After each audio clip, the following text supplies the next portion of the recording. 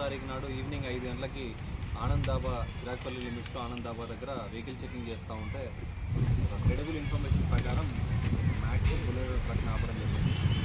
So దాన్ని verify చేసి చూస్తే పైన కంప్లీట్గా సిమెంట్ ప్లాస్టింగ్ చేయడానికి యూజ్ చేసిన మెటీరియల్ ఒక 1 feet వరకు యూజ్ చేసి దాని కింద కొంచెం అనుమానాస్పదంగా గంజాయి ఉండడం జరిగింది. సో దాన్ని అంతా ఓపెన్ చేసి చూస్తే దాదాపు 140 kg గాంజా అనేది దొరకడం జరిగింది.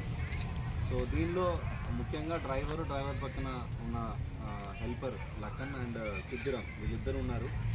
సో వీళ్ళ బ్యాక్గ్రౌండ్ ఇంట్రాగేషన్ చేసి అంతా వెరిఫై చేస్తే మాకు తెలిసిన విషయం ఏంటంటే మల్లుగొండ అని బాల్కీకి సంబంధించిన ఈ మహారాష్ట్ర